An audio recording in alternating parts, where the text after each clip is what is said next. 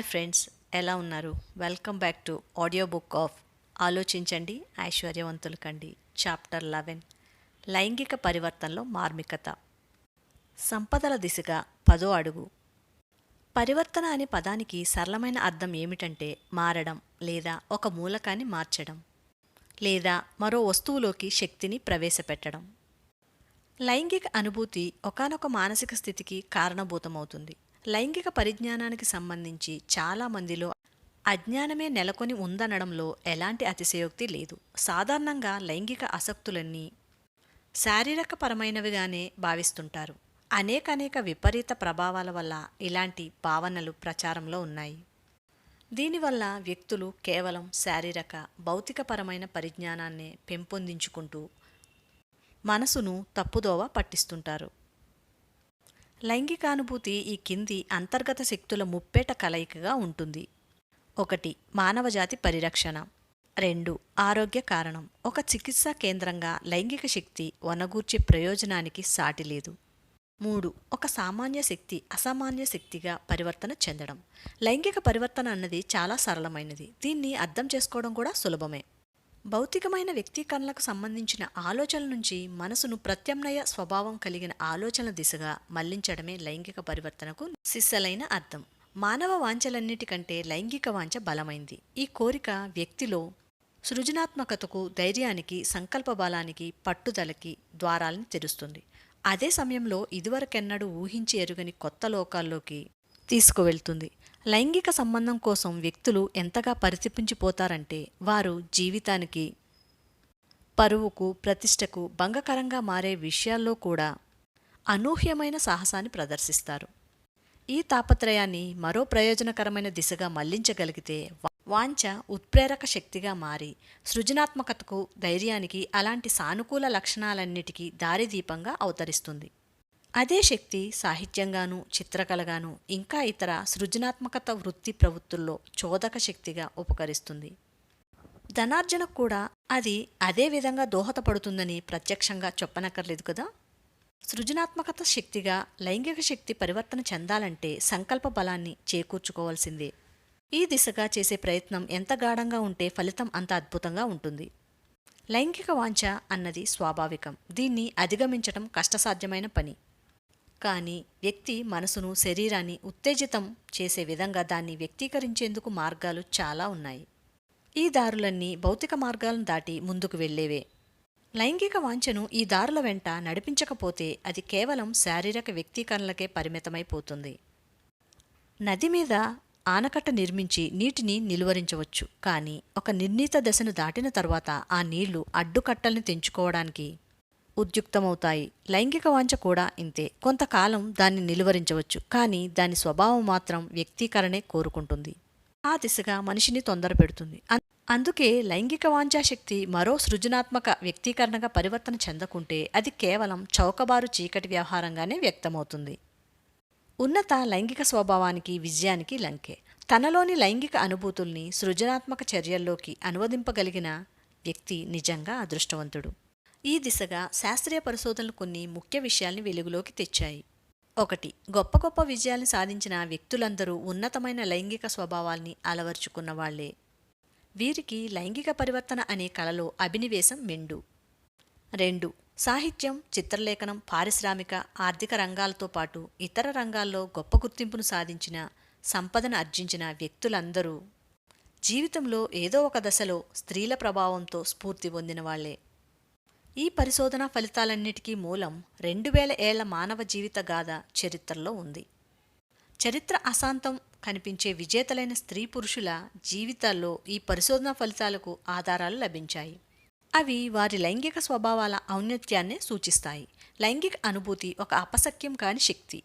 దానికి అడ్డు నిల్చే శక్తి ఏదీ లేదు. లైంగిక వాంఛ ఇచ్చే గొప్ప కానుక వ్యక్తుల్లో కార్యశీలతగా భాసిస్తుంది. ఈ మాటల వల్ల లైంగిక పరివర్తన వ్యక్తుల్లో సృజనాత్మక సామర్థ్యాన్ని మేలుకొల్పుతుందన్న రహస్యం బోధపడుతోంది. మనుషుల్లో, జంతువుల్లో లైంగిక గ్రంథుల్ని నాశనం చేస్తే ఆయా జీవుల్లోంచి మీరు కార్యశీలత శక్తిని హరించి వేసినట్లే. జంతువుల్లో కొన్నిటికి వృషణాల్ని నిర్వీర్యం చేయడం మనకు తెలుసు. అలాంటి జంతువుల్ని పరిశీలిస్తే మనకు పైన చెప్పిన విషయం బోధపడుతుంది. విత్తులు కొట్టిన తరువాత ఎద్దు లైంగిక పరివర్తన మారి ఆవులాగా సాధు జంతువైపోతుంది. లైంగిక మార్పిడి పురుషుల్లోనూ జంతువుల్లోనూ అంతవరకు ఉన్న పోరాట పటిమను హరిస్తుంది. స్త్రీలు ఆడ జంతువుల విషయానికి వస్తే ఇది వాటి పరివర్తనలో కూడా మార్పు తెస్తుంది. మనసుకు 10 ఉత్ప్రేరకాలు. ఉత్సాహం, సృజనాత్మకత, తీవ్రవాంఛ వంటి ప్రకంపనలన్నిటితోనూ మనసు ప్రేరేపితమవుతుంది. మనసును ఉత్తేజపరిచే ఉత్ప్రేరకాలు ఇలా ఉన్నాయి. 1. లైంగిక వ్యక్తీకరణకు సంబంధించిన వాంఛ. 2. ప్రేమ. 3. ఖ్యాతి, డబ్బు, అధికారాల కోసం తీవ్ర వాంఛ. 4. సంగీతం. 5. స్నేహం. ఇది ఇద్దరు పురుషుల మధ్య లేదా ఇద్దరు స్త్రీల మధ్య లేదా ఇద్దరు స్త్రీ పురుషుల మధ్య ఏర్పడవచ్చు. 6. ఆధ్యాత్మిక లేదా ఐహిక ప్రయోజనాల కోసం ఉమ్మడిగా సమన్వయంతో పనిచేసే ఇద్దరు లేదా అంతకన్నా ఎక్కువ మందితో కూడిన మాస్టర్ మైండ్ కూటమి. 7. వేధింపులకు గురైన వ్యక్తుల మధ్య బాధల్ని పంచుకోవటం. 8. స్వీయోపదేశం. 9. భయం. 10. మాదక ద్రవ్యాలు, మద్యం. ఈ జాబితాలో లైంగిక వాంఛకే ప్రథమ తాంబూలం లభించింది. ఎందుకంటే మనసుకు చోదక శక్తిగా పనిచేయడంలో దాని తరువాతే దేన్నైనా ప్రస్తావించాలి. లైంగిక వాంఛను వ్యక్తీకరించాలన్న మనోరథం మనసును కార్యదీక్ష వైపు మళ్లించి దాని రథచక్రాల్ని కదిలిస్తుంది. పైన పేర్కొన్న ఉత్ప్రేరకాల్లో 8 సహజ సిద్ధమైనవి, 2 మాత్రం విధ్వంసకరమైనవి.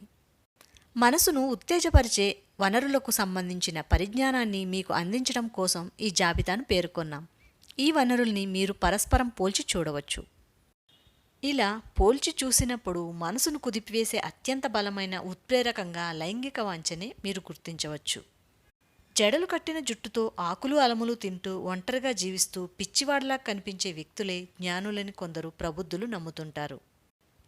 కానీ సాధారణ ఆలోచన ధోరణితో సాధ్యం కాని విధంగా ప్రత్యక్షంగా జ్ఞానంతో అనుసంధానమయ్యే ఆలోచనలను ప్రోధి చేసుకునే మెలకువలు తెలిసిన వ్యక్తి మాత్రమే సిసలైన జ్ఞాని. అంటే లైంగిక శక్తిని మేధస్సుగా తర్జుమా చేయగలిగిన వాడే మేధావి. ఈ వివరణను ప్రశ్నించాలని భావించిన వారి మదిలో మెదిలే తొలి ప్రశ్న సాధారణ ఆలోచన విధానానికి అందని జ్ఞాన వనరుల్ని కనిపెట్టడమెలా? తరువాతి ప్రశ్న జ్ఞానులకు మాత్రమే అందుబాటులోకి వచ్చే జ్ఞాన వనరులు ఏమైనా ఉన్నాయా? అలా ఉంటే ఆ వనరులు ఏమిటి? వాటిని పొందడం ఎలా? జ్ఞాన వనరుల గురించి పైన పేర్కొన్న వివరణను మీ అంతట మీరే ప్రయోగాత్మకంగా తెలుసుకునేందుకు దోహదపడే సాక్ష్యాధారాల్ని ఇస్తున్నాం. ఇలా ప్రయోగాత్మకంగా తెలుసుకునే ప్రక్రియలో భాగంగా మీ సందేహాలకు కూడా సమాధానాలు లభిస్తాయి.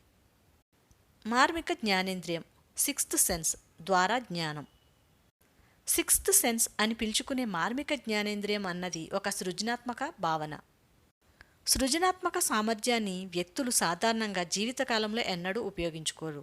ఒకవేళ ఉపయోగించుకున్నా అది ఏదో అనుకోకుండా జరిగిన సంఘటనే తప్ప ఎంతమాత్రం క్రియాశీలకం కాదు. సృజనాత్మక సామర్థ్యాన్ని ప్రయత్నపూర్వకంగా ముందు చూపుతో ఉపయోగించుకునే వాళ్ల సంఖ్యని వేళ్ల మీద లెక్క పెట్టవచ్చు. ఈ సామర్థ్యాన్ని దాని శక్తియుక్తులతో సహా అర్థం చేసుకుని యథేచ్ఛగా ఉపయోగించుకున్న వాళ్లే సిసలైన మేధావులు. సామాన్య మానవుని బుద్ధికి అపరిమిత మేధోశక్తికి మధ్య ఉన్న ప్రత్యక్ష వారధే సృజనాత్మక సామర్థ్యం. శాస్త్రీయ ఆవిష్కరణల రంగంలో కొత్త కొత్త సిద్ధాంతాలకు మతాలకు సంబంధించి మనకు తెలిసిన జ్ఞానానికి ఆధారం ఆ సృజనాత్మక సామర్థ్యమే. హఠాత్తుగా ప్రభవించే స్ఫురణలకు మూలం. మనసులో హఠాత్తుగా కొన్నిసార్లు మెరుపు మెరిసినట్టు ఆలోచనలు ఉదయిస్తుంటాయి. వీటినే స్ఫురణ అంటాం. వీటి ఆవిర్భావానికి కారణమయ్యే వనరుల గురించి తెలుసుకుందాం. 1. అపరిమిత మేధస్సు స్ఫురణకు జన్మస్థలి. 2. పంచేంద్రియాల ద్వారా మెదడుకు చేరే ప్రతి ఐంద్రియ జ్ఞాపకం, ఆలోచనకు నెలవైన అంతఃచేతన కూడా స్ఫురణకు వనరే. 3. ఒక వ్యక్తి ఏదైనా భావనను ఉద్దేశపూర్వకంగా ఆలోచన లేదా చిత్రాల సహాయంతో మరో వ్యక్తి మనసులోకి ప్రసారం చేయడం ద్వారా స్ఫురణకు జీవం పోయవచ్చు. 4. మరో వ్యక్తి అంతఃచేతన ప్రభావం వల్ల కూడా స్ఫురణ జనించవచ్చు. ఇంతకన్నా భావనలను ఆలోచనలను స్ఫురింపచేసే మరే ఇతర వనరులు ఇంతవరకు తెలియరాలేదు. పైన పేర్కొన్న 10 ఉత్ప్రేరకాల్లో ఏదైనా ఒకటి లేదా రెండింటి మూలంగా మనసు ఉత్తేజితమైతే అది ఆ వ్యక్తిని సాధారణ మానసిక స్థాయి నుంచి ఉచ్చ స్థాయికి తీసుకువెళ్తుంది. దాంతో ఇదివరకు ఊహించని విధంగా అతను సుదూర పారమ్యాల్ని తిలకించగలగడంతో పాటు అవకాశాలు, ఆలోచన స్థాయిలో కూడా ఎంతో ఉన్నత ప్రమాణాల్ని అందుకుంటాడు. తద్వారా రోజువారీ వృత్తి వాణిజ్యాలకు సంబంధించిన సమస్యల్ని పరిష్కరించుకోవడంలో అతను చురుగ్గా వ్యవహరిస్తాడు. మనసును కదిలించే ఏ ఉత్ప్రేరకం ప్రభావంతోనైనా ఇలా సమున్నత ఆలోచనా స్థాయికి చేరుకున్న తరువాత వ్యక్తి పరిస్థితి రెక్కలొచ్చిన పక్షిలా ఉంటుంది.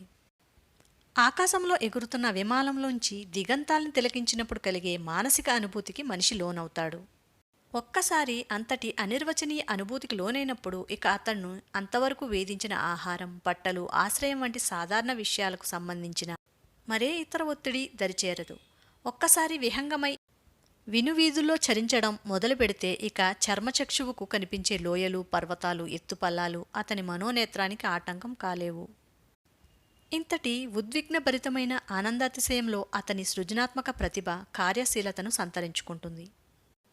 మార్మిక జ్ఞానేంద్రియం తన పని చేసుకుపోవడానికి మార్గం సుగమం అవుతుంది.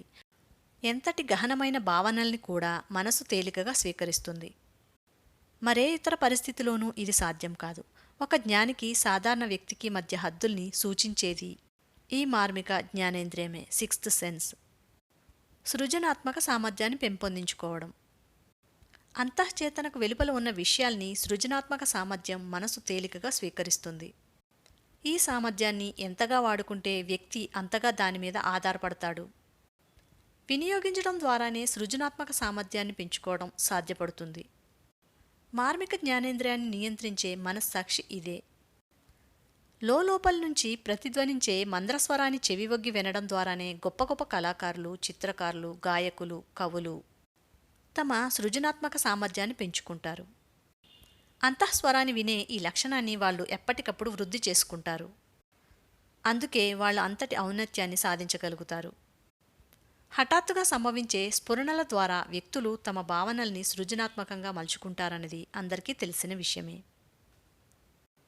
తన ప్రసంగాన్ని కొనసాగిస్తూనే సృజనాత్మక ఊహాలోకంలోకి వెళ్ళి కనులు మూసుకుని తాను ఏ విషయం మీద మాట్లాడుతున్నాడో దానితో తదాత్మకం చెందుతూ ప్రసంగించడం అన్నది గొప్ప వ్యక్తుల్లో మనకు కనిపించే లక్షణం. ఈ లక్షణం లోపిస్తే వక్తృత్వపు సామర్థ్యం కూడా లోపిస్తుంది. ఒకానొక ప్రముఖ వక్త ఇలాగే కళ్ళు మూసుకుని ప్రసంగించేవాడు. అలా కళ్ళు మూసుకుని మాట్లాడడం ఎందుకు అని ప్రశ్నిస్తే, నా లోపల నుంచి వచ్చే భావప్రవాహాన్ని మాటల రూపంలో పెట్టడానికే నేను అలా కళ్ళు మూసుకుంటాను అని అతను జవాబిచ్చాడు. అమెరికాకి చెందిన ఒక గొప్ప వాణిజ్యవేత్తకు ఏదైనా నిర్ణయం తీసుకునే ముందు 2-3 నిమిషాల పాటు కళ్ళు మూసుకుని ఆలోచించే అలవాటు ఉండేది. ఇలా ఎందుకు అని ప్రశ్నించినప్పుడు, కళ్ళు మూసుకున్నప్పుడే నేను అపరిమిత మేధస్సుతో అనుసంధానమవుతాను అని ఆయన జవాబిచ్చాడు. అద్భుత ఆవిష్కరణలకు తెర తీయడం ఎలా? అగ్నిమాపక యంత్రం, విద్యుత్ శక్తితో పనిచేసే ఇస్త్రీ పెట్టె, విద్యుత్ మరమగ్గాలు, ఇంకా 200కు పైగా శాస్త్రీయ ఆవిష్కరణల్ని మానవాళికి పరిచయం చేసిన అమెరికన్ శాస్త్రవేత్త డాక్టర్ ఎల్మర్ ఆర్ గేట్స్ మ్యారీల్యాండ్కు చెందిన షెవిచేజ్ అనే ప్రయోగశాలలో పనిచేసేవారు. గేట్స్కు తన సృజనాత్మక సామర్థ్యాన్ని వినియోగించుకునే ప్రక్రియ బాగా తెలుసు. ఇందుకోసం ఆయన ఉపయోగించే పద్ధతి చాలా విలక్షణమైంది. ఇది జీనియస్ స్థాయికి చేరుకోవాలని అనుకునే ప్రతి వ్యక్తికి ఆసక్తికరమైనది కూడా. ప్రపంచంలో డాక్టర్ గేట్స్కు లభించాల్సినంత గుర్తింపు లభించకపోయినప్పటికీ ఆయన ఒక విశిష్ట శాస్త్రవేత్త అన్నది నిర్వివాదాంశం. డాక్టర్ గేట్స్కు తన ప్రయోగశాలలో ఒక ప్రత్యేకమైన గది ఉండేది. దాన్ని ఆయన పర్సనల్ కమ్యూనికేషన్ రూమ్, వ్యక్తిగత అనుసంధానానికి ఉపయోగించే గది అని పిలిచేవారు. అందులో సౌండ్ ప్రూఫ్ విద్యుత్ దీపాలు ఉండేవి. వీటితో పాటు ఒక బల్ల, దానిమీద కాగితాల దొంతర ఉండేవి. బల్లకు ఎదురుగా ఒక విద్యుత్ పుష్ బటన్ ఉండేది. అవసరమైనప్పుడు దీపాల్ని ఆర్పివేయడానికి ఈ ఏర్పాటు తోడ్పడేది. గేట్స్కు తన ఆలోచనల్ని ఒక కొలికి తేవాలని అనిపించినప్పుడల్లా ఆ గదిలోకి వెళ్ళి టేబుల్ ముందు కూర్చుని లైట్లన్నీ ఆర్పేసేవారు. ఆ చీకటి గదిలో ఏకాంతంగా ఆయన తన ఏకాగ్రతా శక్తినంతా కూడదీసుకుని తాను ఏ విషయంపై ప్రయోగాలు చేస్తున్నాడో దానికి సంబంధించి తన వద్ద ఉన్న సమాచారాన్నంతా మరోసారి సింహవలోకనం చేరుకునేవారు. అదే భంగిమలో ఎంతసేపైనా ఉండిపోయేవారు. దీనివల్ల హఠాత్తుగా ఆయన మస్తిష్కంలో కొత్త ఆలోచనలు మెరుపులా మెరిసేవి. ఆ నిర్దిష్ట ప్రయోగానికి సంబంధించి అంతవరకు తట్టని కొత్త విషయాలు ఆయనకు తెలిసేవి. ఒకానొక సందర్భంలో ఇలా ఏకాంతంగా కూర్చుని ఆలోచిస్తున్నప్పుడు ఆయనకు కొత్త ఆలోచనలు వెల్లువలా వచ్చిపడటంతో ఏకంగా 3 గంటల పాటు రాసుకుంటూనే గడిపారు. ఆలోచన ప్రవాహం ఆగిపోయిన తర్వాత రాసిన దాన్ని చదువుకుంటే శాస్త్రీయ ప్రపంచానికి అంతవరకు తెలియని ఎన్నో కొత్త సిద్ధాంతాలు సూక్ష్మ వివరణతో సహా కాగితం మీద ప్రత్యక్షమయ్యాయి. ప్రయోగానికి సంబంధించి అప్పటిదాకా అంతుచిక్కకుండా తనను వేధించిన సమస్య కూడా మబ్బులా విడిపోయింది. కేవలం ఆలోచనల కోసం కూర్చోవడం ద్వారా గేట్స్ తన జీవనభృతిని సంపాదించుకోగలిగేవారు. ఆయన ప్రైవేట్ వ్యక్తుల కోసం, సంస్థల కోసం ఆలోచించడం ద్వారా డబ్బును గడించేవారు. ఇలా సృజనాత్మక ఆలోచన కోసం ఏకాంతంగా గడిపినందుకు అమెరికాలోని పెద్ద పెద్ద వాణిజ్య సంస్థలు ఆయనకు గంటకు ఇంత అంటూ మూల్యాన్ని చెల్లించేవి. తర్కసహిత జ్ఞాన సామర్థ్యం మనిషిని తప్పుడు దోవలవైపే నడిపిస్తుంది. అది ఎక్కువగా వ్యక్తి ప్రోది చేసుకున్న అభిప్రాయాలు, అనుభవాల ఆధారంగానే పనిచేయడం వల్ల మార్గనిర్దేశంలో అంత ప్రతిభావంతంగా పనిచేయదు. అనుభవాల ద్వారా సంపాదించిన జ్ఞానం అన్ని వేళలా సరైందే కానక్కర్లేదు. సృజనాత్మక సామర్థ్యం ద్వారా పొందే ఆలోచనలు ఆధారపడదగినవి. తర్కసహిత జ్ఞానానికి అందని వనరుల నుంచి సృజనాత్మక ఆలోచనలు ప్రభావించడమే ఇందుకు కారణం. మీరు మేధావులు కావచ్చు. మేధోపరమైన ఆవిష్కరణలకు మిడిమిడి జ్ఞానంతో చేసే ఆవిష్కరణకు చాలా తేడా ఉంది. సృజనాత్మక సామర్థ్యం ద్వారా ఒక మేధావి కొత్త ప్రతిపాదనలకు శ్రీకారం చుడితే మిడిమిడి జ్ఞానం మీద ఆధారపడిన అవివేకికి అసలు సృజనాత్మకతే ఉండదు. ఒక శాస్త్రీయ పరిశోధకుడు ఉపపాదనల్ని సంయోజనం చేస్తే జ్ఞానంతో పాటు సృజనాత్మక జ్ఞానాన్ని కూడా ఉపయోగించుకుని కొత్త ఆవిష్కరణలకు ప్రయత్నిస్తాడు. ఉదాహరణకు శాస్త్రీయ ఆవిష్కర్త తనకు తెలిసిన జ్ఞానాన్ని అనుభవాల ద్వారా సముపార్జించిన సిద్ధాంతాల్ని తర్కసహిత జ్ఞానం ద్వారా పరస్పరం సమ్మిశ్రితం చేస్తాడు. తన లక్ష్యాన్ని సాధించడానికి ఈ జ్ఞానం సరిపోదని భావించినప్పుడు సృజనాత్మక వనరుల ద్వారా లభించే జ్ఞానం మీద ఆధారపడతాడు. ఈ దిశగా వ్యక్తులు అనుసరించే పద్ధతులు భిన్నంగా ఉన్నప్పటికీ దాదాపు ఈ కింద విధంగానే జ్ఞాన సముపార్జన జరిగే వీలుంది. 1. ఒకానొక సాధారణ స్థాయి కన్నా భావ ప్రవాహ వేగం ఉచ్చస్థితికి చేరే విధంగా శాస్త్రీయ ఆవిష్కర్త తన మనసుకు ప్రేరణనిస్తాడు. ఇందుకోసం అతను తన స్వీయ ప్రతిభ మీద ఆధారపడటం కంటే ఇంతకు మునుపు చెప్పుకున్న 10 ఉత్ప్రేరకాల సహాయానికే ప్రాధాన్యం ఇస్తాడు. 2. తన ప్రయోగానికి సంబంధించి అంతవరకు తాను సేకరించిన తనకు తెలిసిన విషయాల మీద దృష్టిని కేంద్రీకరిస్తూనే తనకు తెలియని విషయాలకు సంబంధించిన ఒక చిత్రాన్ని మనసులో దృశ్యమానం చేసుకుంటాడు. తన అంతఃచేతన ఈ దృశ్యాన్ని గ్రహించే వరకు అతను ఈ ప్రక్రియను కొనసాగిస్తాడు. ఒక్కసారి అంతఃచేతన దీన్ని గ్రహించిన తర్వాత అతను ఆలోచన సుడిగుండం నుండి బయటపడి స్ఫురణల కోసం ఎదురుచూస్తాడు. కొన్ని సందర్భాల్లో ఫలితం త్వరితంగానూ ఖచ్చితంగానూ లభిస్తుంది. మరికొన్ని సందర్భాల్లో ఫలితం ప్రతికూలంగా కూడా ఉండవచ్చు. ఇదంతా మార్మిక జ్ఞానేంద్రియం తాలూకు పనితీరు, సృజనాత్మక సామర్థ్యాల మీద ఆధారపడి ఉంటుంది. ఎడిసన్ తన ఊహాశక్తి తాలూకు తర్కసహిత జ్ఞానంతో 10,000 ఆలోచనల్ని రకరకాలుగా సమ్మిశ్రితం చేస్తూ ప్రయోగాలు నిర్వహించాడు. ఆ ప్రయోగాలకు సృజనాత్మక సామర్థ్యాన్ని మేళవించాడు. జవాబుగా ప్రకాశవంతమైన విద్యుత్ దీపాన్ని కనుగొన్నాడు. దూరశ్రవణ యంత్రాన్ని ఫోనోగ్రాఫ్ ఆవిష్కరించినప్పుడు కూడా ఆయన ఆ పద్ధతినే అనుసరించాడు. సృజనాత్మక సామర్థ్యం ఉనికిని నిర్ధారిస్తూ ఎన్నో సాక్ష్యాధారాలు లభించాయి. పెద్దగా విద్యాగంధం లేకపోయినప్పటికీ తమ తమ రంగాల్లో విశేష ప్రతిభ కనపరిచిన వ్యక్తుల్ని విశ్లేషించడం ద్వారా ఈ సాక్ష్యాధారాల్ని సేకరించారు. ఇలాంటి వ్యక్తుల్లో అబ్రహాం లింకన్ ఒకరు. ఆయన తన సృజనాత్మక ఊహాశక్తికి పదును పెట్టడం ద్వారానే గొప్ప నాయకునిగా ఎదిగారు.